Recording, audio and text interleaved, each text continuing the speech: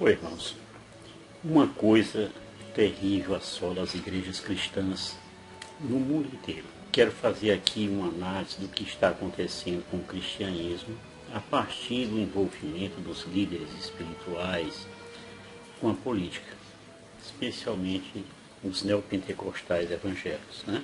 O que nos foi ensinado no cristianismo, com uma fé pura deixada por nosso Senhor Jesus Cristo, foi sendo alterada pela teologia da prosperidade e depois, ultimamente, pela teologia do domínio. Então ocorreram mudanças terríveis nos fundamentos da teologia cristã, com essa progressão teológica, né? Vamos falar aqui um pouquinho da história. Os fundamentos da teologia cristã se baseiam em três pilares. A palavra revelada, né, que é a revelação de Deus ao homem, a tradição, né, que é a transmissão da fé recebida dos apóstolos, e o magistério, isso na Igreja Católica, né? São esse tripé, o magistério, papas e bispos que guardam e regem a tradição, tá certo? Então, há uns 50 anos atrás, ainda vivíamos um cristianismo assim romântico, onde nas igrejas católicas e protestantes se ouvia quase totalmente os ensinos de Jesus, se ouvia falar da misericórdia de Jesus. Por volta de 1970, a separação entre a igreja e o Estado era um princípio fundamental em muitas democracias, incluindo os Estados Unidos e o Brasil, que visava justamente garantir que as instituições religiosas e os governos agissem independentemente um do outro, ou seja, evitando que uma determinada religião específica exercesse controle sobre as políticas públicas dos países, né? Até porque o Estado é laico. Qui porte pour nous le jour, reste brisé une seconde, oublie le monde, viens avec. Vamos falar aqui da liberdade religiosa e o Estado laico. A separação entre igreja e Estado protege a nossa liberdade religiosa, né? E isso aí significa que temos o direito de praticar nossa religião, seja ela qual for, nossa crença, livremente, sem qualquer interferência ou imposição do Estado, de um presidente, seja o que for. Isso, contudo, impede que alguns governos favoreçam a religião do seu agrado. Por exemplo, um determinado presidente gosta mais de evangélico, ou outro gosta mais de crenças africanas, de cunho africano, outros gostam mais do catolicismo, então evita isso. Assim, dessa forma, as políticas públicas, elas devem ser baseadas em critérios seculares. Seculares no sentido de laico, né? Como justiça, igualdade e bem-estar geral, certo? Em vez das doutrinas religiosas específicas. Ou seja, não é uma doutrina religiosa que vai determinar as leis do país. Dessa forma, então, é preciso que certos líderes religiosos e suas instituições religiosas também respeitem os limites da separação entre igreja e Estado, quando eles se envolverem, por exemplo, em atividades políticas, que é o que está muito acontecendo aqui no Brasil, onde se vê pastor aqui querendo mandar, como se a gente tivesse que ficar obedecendo a pastores, né, que defendem não o interesse do povo, mas os seus próprios interesses. Vamos falar aqui de como se deu o início da teologia da prosperidade, né? Nós vamos falar da teologia da prosperidade e depois da teologia do domínio. Então, esse movimento é uma doutrina teológica neopentecostal. E ela defende que a abundância material é o desejo de Deus para os seus filhos, para os seus fiéis, né? Então, o texto usado por eles, né, para vender essa ideia está em Malaquias 3, no versículo 10, que diz assim: pagai integralmente os dízimos ao tesouro do templo para que haja alimento em minha casa. Fazei a experiência, diz o Senhor dos Exércitos, e vereis, se não vos abro os reservatórios do céu, e se não derramo a minha bênção sobre vós, muito além do necessário. Então eles pegaram esse texto para dizer assim, olha, isso aqui é uma promessa de Deus, eu defendo isso, deseje isso, certo? Agora antes você tem que dar algum trocadinho. Esse texto ele promove a ideia de que a fé, o discurso positivo, né, e as doações para os ministérios cristãos, eles aumentarão a riqueza material daquele que fez a doação. Essa é a ideia que eles vendem, certo? Mas há dúvidas. Uma crítica a essa teologia é que ela distorce o verdadeiro sentido das Escrituras. Ela enfatiza apenas os textos bíblicos que apoiam a busca pela riqueza material, ignorando as que não dão importância, por exemplo, a empatia, a humildade, o desapego aos bens materiais e do cuidado com os mais necessitados. Então, praticamente não existe neles a empatia. Então, a doutrina, ela enfatiza a importância desse empoderamento pessoal, né, propondo que é da vontade de Deus ver o povo feliz, como se a felicidade viesse apenas dos bens materiais. Pergunte a um doente, a uma pessoa que está em câncer terminal, de que serviu toda a riqueza dele. E também nós tivemos o televangelismo, né, isso aí já nos anos de 1980. E depois, entre 1990 e 2000, foi adotado pelos líderes influentes, né, desse movimento carismático, e depois promovido por missionários de todo o mundo, levando à construção de megas igrejas que nem eram denominacionais. Eles próprios lá usavam do carisma que tinha, né, do dom que receberam, e eles mesmo fundavam a igreja dele lá e davam o nome que queriam. Os maiores líderes no desenvolvimento dessa teologia da prosperidade foi justamente esse Kenyon, que eu já falei, Oral Roberts, T.L. Osborne e Kennedy Hagin. Vejam que as igrejas nas quais o evangelho da prosperidade foi ensinado são geralmente não denominacionais, como eu falei. Ou seja, elas não pertencem à igreja batista, à igreja luterana, à igreja católica, essas coisas. Essas igrejas elas são dirigidas por um único pastor ou líder, apesar de que algumas desenvolveram redes que se assemelham às que têm denominação, tá bom? Certas igrejas, elas dedicam longo tempo ao ensinamento sobre o dízimo, né? É importante para eles. O discurso positivo, né? Se olha, minha vida vai mudar, vai ser boa, vai ser isso, eu vou ter um barco, eu vou ter uma casa nova, essas coisas. E também, entrando nisso aí, a fé. As igrejas da prosperidade, em geral, elas ensinam sobre a responsabilidade financeira.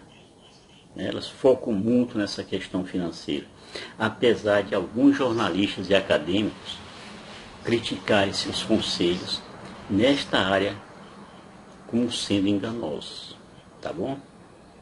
Então, a teologia da prosperidade ela tem sido criticada por líderes dos movimentos pentecostais e carismáticos, assim como de outras denominações. Eles argumentam que ela promove a idolatria, é irresponsável e é contrária às Escrituras. Outros, por sua parte, dizem que tal teologia cultua organizações autoritárias, onde os líderes controlam as vidas dos seus membros. Ou seja, a pessoa não pode pensar diferente do líder, porque senão a vida dele se acaba. Então, outro impacto é a possível distorção da visão religiosa, onde a fé se reduz a uma busca por riqueza e sucesso pessoal, certo? Justamente em detrimento de valores como a humildade, a caridade, a empatia. Isso aí, gente, contudo, altera a forma como os fiéis passam a interpretar as Escrituras e a vivenciarem a sua espiritualidade. Eles passam a focar mais nos aspectos materiais do que nos espirituais. Consideremos a pressão psicológica de quem retira do seu orçamento mensal os recursos financeiros para contribuir com a igreja, porque eles estão pedindo, estão exigindo, sendo que muitas vezes a promessa da recompensa divina não se realiza. Então o sujeito compra lá o seu caroço de feijão por R$100, porque ele disse que o pastor lá disse que vai multiplicar não sei por quanto, umas gotinhas de óleo lá de soja, eles dizem que é o óleo de Israel. Compra lá por R$900 dizendo que vão receber não sei quanto, e as coisas não se cumprem dessa forma, aí pronto, lá você vai. Nem dinheiro, nem mel, nem cabaça. Então isso causa problemas financeiros e muitos conflitos familiares. Tem gente até que vem de casa para dar para esses bandidos pastores que só pensam neles. Certas igrejas encorajam as pessoas a viver sem limites, além da sua possibilidade financeira, justamente cultivando o otimismo em suas vidas, ou seja, como se aquilo ali, cada gastança que ele fizer, vem 10 vezes mais. E muita gente já faliu por causa disso.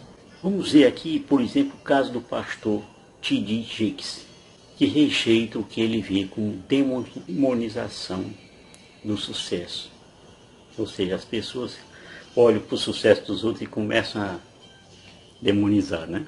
Ele defende que a pobreza é uma barreira na vida cristã, dizendo que é mais fácil fazer um impacto positivo na sociedade quando se é influente. Ou seja, mostrar um testemunho de alguém que estava lá embaixo e agora está lá em cima. E se você não pensa igual, é porque você está criando uma barreira a esse tipo de fé. Vamos ver aqui como é que surgiu a teologia do domínio e onde ela se ramificou. Então, a teologia do domínio é um conjunto de ideologias políticas que buscam submeter a vida pública ao domínio religioso dos cristãos, especialmente os cristãos neopentecostais, e também da interpretação que estes fazem da lei bíblica. Até o momento não desejam envolver lei mosaica como base de governo, mas eles tentam incluir movimentos como o reconstrucionismo cristão e o integralismo católico, para justamente formar essa confusão aí, né? Achar que deve sim a religião entrar dentro das coisas do Estado. Então, eu falei aí do reconstrucionismo cristão, vamos ver o que seja. É um movimento que pretende submeter todas as áreas da nossa vida ao senhorio de Jesus Cristo. Ele deve a sua origem ao teólogo americano Rosa John Rushdoony, né, que nasceu em 1916 e morreu em 2001, cujo livro The Institutes of Biblical Law, o Instituto da Lei Bíblica, promoveu este movimento. Então, esse Rushdoony, entre 1960 e 1970, ele defendia a aplicação rigorosa da lei bíblica em todas as áreas da sociedade civil, incluindo aí as áreas políticas e as áreas culturais. Veja aí, entrando. Então, vamos falar aqui também do integralismo católico. Tá? É uma interpretação política da doutrina social católica. E essa doutrina ela defende o princípio de que a religião católica deve ser a base do sistema legal das políticas do Estado, né, dentro da sociedade civil, onde quer que a preponderância católica dentro dessa sociedade torne isso possível. Isso aconteceu lá para 1950, 60, por aí. Tá? Então, esse integralismo da Igreja Católica é considerado parte integrante dessa corrente, certo? E embora mais antigo, tem diferenças marcantes em relação ao dominionismo protestante. Então, a origem dessa teologia ela remonta à tradução da Bíblia King James, em especial quando a gente lê dessa Bíblia o Gênesis capítulo 1, versículo 28, que diz: Deus os abençoou e ordenou, sede férteis e multiplicai-vos, povoai e sujeitai toda a terra, dominai sobre os peixes do mar, sobre as aves do céu e sobre todo animal que rasteja sobre a terra. Então foi aí, segundo esse pessoal, Deus deu à humanidade o domínio sobre a terra. Tá? Daí a teologia do domínio. Há interpretações diferentes, mas um dos aspectos distintos da teologia do domínio é que ele é interpretado como um chamado para a administração cristã em assuntos civis, mesmo em governos de nações, governos de estados, municípios, etc., além de outros assuntos até humanos. Isso tudo se ramificou em diferentes correntes, incluindo o reconstrucionismo cristão protestante. É muitas coisas que eu estou falando, né? Mas quando você começar a cansar aí, você volte um pouquinho para você compreender, tá bem? No Brasil, essa ideologia tem sido objeto de críticas e seu ressurgimento dentro da extrema-direita está relacionado ao contexto político e religioso do país. Agora está lhe fazendo um pouco mais da ideia, né? A extrema-direita querendo tomar de conta das nações usando a religião. Vamos falar aqui como as teologias envolveram o ativismo político. Então, os seguidores da teologia do domínio normalmente se envolvem em ativismo político, tentando assim eleger os seus candidatos que compartilham suas crenças e valores, normalmente ligados a questões de costume, né? Desenvolve direitos de minorias. Então eles passam a formar grupos de pressão contra as instituições e a financiar campanhas normalmente nas redes sociais. E essas campanhas mobilizam eleitores para promover as suas agendas, né? Que são camufladas como religiosas. Então, essa aí você sabe como estão agindo as igrejas protestantes, né? Tem pastor aí, deputado que nem presta, vereador, então nem se fala. Essa influência afeta questões como direitos civis, educação, saúde, aborto, casamento entre pessoas do mesmo sexo, e entre outras minorias, né? O engraçado nisso tudo é que a maioria desses eleitores, eles se tornam vítimas das próprias agendas que eles acolheram. Ou seja, uma clara lavagem cerebral. Via o quê? Via mensagens subliminares. Pessoas que sabem que vão ser prejudicadas se esse povo for eleito, mas mesmo assim eles compraram a ideia. E aí? Então é assim que os defensores da teologia do domínio tentam impor uma legislação federal de acordo com a sua própria interpretação que eles fazem da Bíblia, né? Da lei bíblica, em especial do Antigo Testamento, né? Isso aí inclui leis sobre casamento, divórcio, aborto, sexualidade, educação religiosa, né? Escolas cívico-militares, entre outros temas. Tudo tentando levar as pessoas para aceitarem essa doutrina deles, né? De extremismo da direita, tá? Neonazismo, essas coisas. Então, eles pressionam os congressos nacionais de todos os países para aprovarem leis e políticas que reflitam seus valores morais e religiosos. Só, os outros não interessam. Muitas vezes isso aí em detrimento da perspectiva de quem pensa diferente. Se você pensa diferente, você começa a ser chamado de esquerdopata, de comunista, não sei de quê. É uma coisa de bandido, né, que muitos deles são. E é exatamente isso, gente, o que estão tentando fazer com o STF, fazendo com que parte da população passe a odiar a Corte Suprema. Ou seja, eles não querem saber de lei, eles querem saber do poder. Daí a teologia do domínio. Vamos falar aqui como a influência religiosa afeta a educação pública. Essa influência é um tópico complexo e multifacetado. Vejamos algumas maneiras pelas quais a religião afeta o sistema educacional, especialmente o ensino religioso. Então, essa disciplina, ela está presente em muitas escolas públicas, né? E o seu propósito é transmitir um conhecimento sobre as diferentes religiões e crenças. Alguns veem isso como uma oportunidade de promover valores religiosos específicos, né? Enquanto outros buscam uma abordagem mais neutra e informativa. Vale a pena distinguir o Velho e o Novo Testamento aqui. Por quê? Porque normalmente os que defendem a teologia da prosperidade e a teologia do domínio, eles usam mais o Antigo Testamento, né, com ênfase nas leis de Moisés.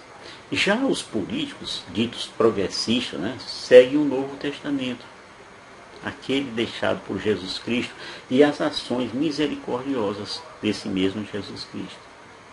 Veja que alguns pastores defensores da teologia do domínio quase não citam mais o nome de Senhor Jesus Cristo, que é uma pena.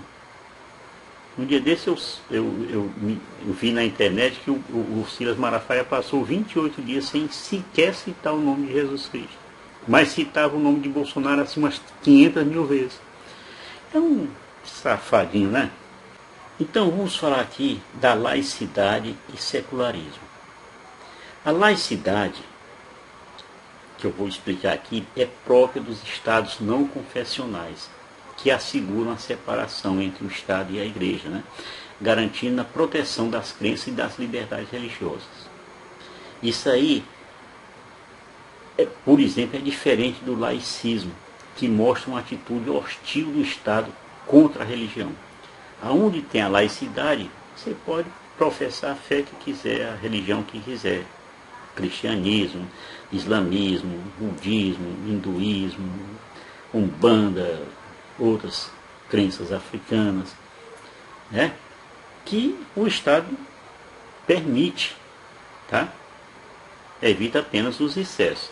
Mas o laicismo é aquele Estado que bate em cima. Por exemplo, tem países que são ligados ao islamismo que mandam matar cristão, quebrar igreja de cristão, queimar livro de cristão, coisa desse tipo.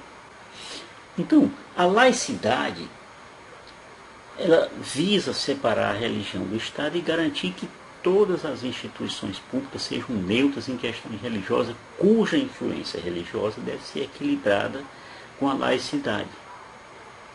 E isso aí garante que a educação pública não favorece nem a uma parte nem a outra. É claro que a intolerância religiosa é tóxica. E o que devemos ter em conta é a promoção do respeito mútuo e a compreensão entre as diferentes crenças. Dessa forma, gente, a educação deve combater estereótipos e preconceitos religiosos de qualquer tipo. Então, resumindo aqui, a influência religiosa na educação pública deve ser bem gerenciada para garantir que os princípios da laicidade, da diversidade e respeito com o outro sejam todos preservados. Vamos falar aqui como é que a teologia do domínio ajuda na extrema-direita mundial. Essa extrema-direita, quando eu falo, normalmente ela é também ligada ao neonazismo, ao neofascismo. Lembre de Hitler, aí você vai entender o que é que eu estou dizendo. Então, essa teologia, ela tem desempenhado um papel relevante na ascensão da extrema-direita, essa teologia do domínio. E isso aí em todo o mundo. Vamos explicar melhor como essa teologia se relaciona com a política da extrema-direita, que a nível transnacional é baseada em assuntos que incluem muitos adeptos de crenças religiosas conservadoras. Ela oferece um discurso cristão moralista, ainda que deixe Jesus Cristo fora disso, e ainda ressoa nessa base a promoção da ideia de que a religião deve dominar todos os aspectos da sociedade, incluindo o poder político, a cultura, a educação e as artes. Porque dessa forma só vai ser permitido o que eles querem, segundo a cabeça deles. Quem pensar diferente se vira para lá. Tá? Então, é assim que a extrema-direita usava, por exemplo, símbolos cristãos para formar uma milícia religiosa. Que isso aí reeditaria a guerra do bem contra o mal, né? Onde o bem era associado ao pensamento conservador e o mal era associado aos progressistas, ligados aos socialistas, né? Ligado à modernidade, ao feminismo, à ciência e ao esquerdismo. Esse esquerdismo aí é desde o tempo da Revolução Francesa. Pois bem, resumindo, a teologia do domínio ela oferece uma base ideológica para a extrema-direita, combinando justamente elementos religiosos com uma visão de mundo autoritária, conservadora e antidemocrática, Ele não interessa para ele negócio de democracia não. Quem puder comprar uma metralhadora, compra e tem direito de fazer o que quiser com aquilo que não pode comprar metralhadora. Então sabemos que certas igrejas apoiam a capacitação humana, né, dizendo-se favorável à libertação de pessoas do assistencialismo público, Bolsa Família, por exemplo. Como se isso aí fosse uma coisa que as pessoas reneguem toda a possibilidade de ter um emprego para ganhar uma Bolsa Família, quando não é dessa forma. Na década de 1970, um fulano chamado Grenville Oral Roberts descreveu seus ensinamentos sobre o pacto abençoado da doutrina da semente. As doações são uma espécie de semente que cresce em valor e depois são devolvidas àquele que fez a doação. Você já ouviu falar do Malafaia quando pedia aí o Valdomiro Santiago? Ele pede assim, bote aí 500, bote aí 1.500 na minha conta aqui que você vai receber muito mais. O Malafaia disse, olha, se você está desempregado, mas peça emprestado aí R$300 e faça uma semeadora aí que depois Deus vai dar mais. E aí a pessoa fica cada vez mais pobre. Esse Robert, ele começou a recrutar parceiros milionários, né? E esses doadores ricos, eles recebiam convites para fazer parte de uma área VIP lá, né? Para conferências exclusivas e tal. Eu botava a mão sobre a cabeça deles lá, eles acreditavam que ia ficar mais e mais milionário. Em 1953, o curador pela fé, né? Chamado A.A. Allen, ele publicou um livro chamado O Segredo do Sucesso Financeiro nas Escrituras. E ele promoveu certos produtos, assim como, por exemplo, tendas milagrosas para barbear, lenços de oração ungidos com óleo milagroso e tal. Meu amigo que teve gente que vendeu lá suas barbeariazinhas para fazer isso aí, depois ficou sem barbearia e sem nada. Foi uma coisa séria. Sei que o óleo milagroso vendeu demais e enricou esses pastores aí. Então, no final da década de 1950, esse Allen focou muito na prosperidade, dizendo que a fé resolveria milagrosamente os problemas financeiros de todos, afirmando que teve uma experiência, ele próprio teve uma experiência milagrosa. E nessa experiência, Deus transformou uma nota de $1 numa nota de $20, assim, do nada. Para quê? Para que ele pagasse as dívidas dele, estava dívida demais. Aí, com isso aí, ele convenceu, empresários que ficaram lá dando nota de $1 para ver se recebia a nota de 20. Recebeu não. Mas esse evangelista, Allen, ele ensinou essa palavra da fé, né, o poder de transformar, né, a sua palavra, aquilo que sai da sua boca, em algo material. Diga lá alguma coisa que isso aí vai acontecer. Daí a teologia do domingo. Hoje, quando se vê um pastor como o Silas Malafaia, falando aí bravamente, chamando os generais do exército de frouxos, ou ele tem muito poder por trás dele, ou ele vai já sofrer as consequências. E é isso aí, irmãos. A minha intenção aqui nesse vídeo foi mostrar o perigo do distanciamento dos ensinamentos bíblicos que nos foi passado de geração em geração, especialmente o Evangelho de Jesus Cristo. E não nos enganemos, nós estamos sendo vítimas do fanatismo da extrema-direita. Ninguém está aí porque acredita e tal, não, estão aí pelo poder.